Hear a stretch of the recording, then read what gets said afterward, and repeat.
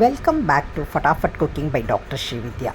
இன்றைக்கி இந்த வீடியோவில் நம்ம தேங்காயை வச்சு ஒரு ஐஸ்கிரீம் செய்ய போகிறோம். தேங்காயிலெல்லாம் ஐஸ்கிரீம் செய்யலாமா அப்படின்னு நீங்கள் நினைக்கிறீங்க. வாங்க வீடியோக்குள்ளே போய் பார்க்கலாம். இது எப்படி செய்கிறதுங்கிறத பார்க்கலாம்.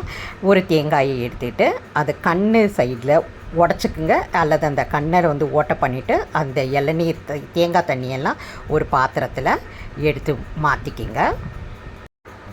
இந்த தேங்காய் தண்ணியை நீங்கள் வீணாக்க வேண்டாம், சைடில் எடுத்து வச்சுக்கோங்க. இதையும் யூஸ் பண்ண போகிறோம். இப்போ தேங்காயை நல்லா உடச்சிட்டு தேங்காயை குட்டி குட்டி பீஸாக நீங்கள் கட் பண்ணி எடுத்துக்க போகிறீங்க. அதில் வெள்ளை பகுதி மட்டும்தான் நமக்கு வேணும், ப்ரௌன் பகுதி தேவையில்லை. அதனால் ப்ரௌன் பகுதியை நீங்கள் தாராளமாக சீவிட்டு வெள்ளை போர்ஷனை மட்டும் நீங்கள் எடுத்துகிட்டு அதை சின்ன சின்ன பீசஸாக கட் பண்ணி வச்சுக்குங்க.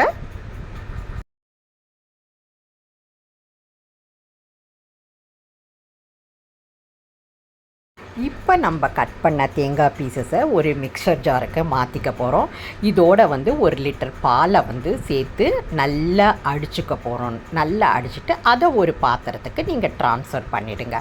அதுக்கப்புறம் இந்த தேங்காய் தண்ணி எடுத்து வச்சுருந்தோம் இல்லையா, அதில் 2 ஸ்பூன் கார்ன்ஃப்ளவரை போட்டு நல்லா கலக்கி இந்த தேங்காய் பால் மிக்சரோட சேர்த்து கலந்துடுங்க. நல்லா மிக்ஸ் பண்ணிடணும். அதுக்கப்புறம் உங்களுக்கு தேவை பால் இருந்தால் ஊற்றிக்கலாம். ஏன்னா பால் பவுடரை போட்டுறேன்னா கொஞ்சம் நல்லா கன்சிஸ்டன்சி கிடைக்கும்.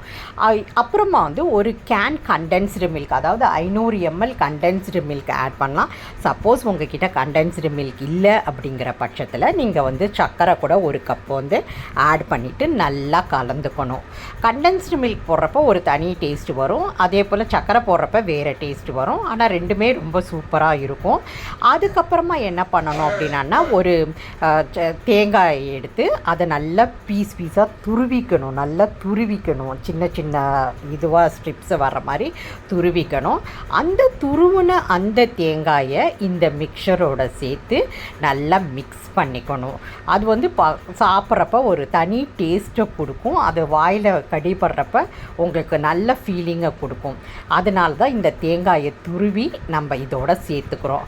ஆல்ரெடி அந்த மிக்சர்லேயும் நம்ம தேங்காய் இருக்குது, நம்ம தேங்காயும் துருவி சேர்த்துக்கிறோம். அந்த சேமியா ஐஸ் சாப்பிட்ற மாதிரி ஒரு ஃபீலிங் கொடுக்கும். அதனால தான் இந்த மாதிரி நம்ம செஞ்சுக்கிறோம்.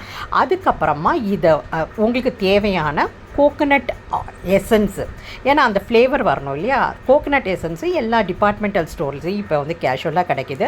அதனால் நீங்கள் அதை ஆட் பண்ணிக்கலாம்.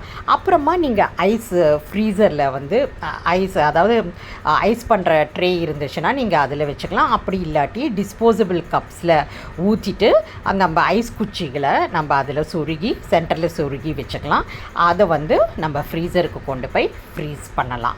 ஸோ நல்ல ஃப்ரீஸ் ஆன பிறகு ஒரு 6 மணி நேரம் 7 மணி நேரம் கழித்து நீங்கள் அதை எடுத்து டிஸ்போசபிள் கப்லேருந்து டிட்டாச் பண்ணி எடுக்கலாம். இல்லைன்னா ஐஸ் இது இருந்தானா அதை அப்படியே தண்ணியில் ஊற வச்சுட்டு எடுத்தேன்னா ஐஸ் தனியாக கிடச்சிருங்க.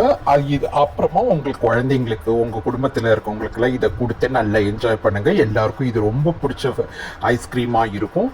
இந்த வீடியோ உங்களுக்கு பிடிச்சிருந்துச்சுன்னா லைக் பண்ணுங்கள், கமெண்ட்ஸ் பண்ணுங்கள், ஷேர் பண்ணுங்கள். மறக்காமல் எங்கள் சேனலை சப்ஸ்கிரைப் பண்ணுங்கள்.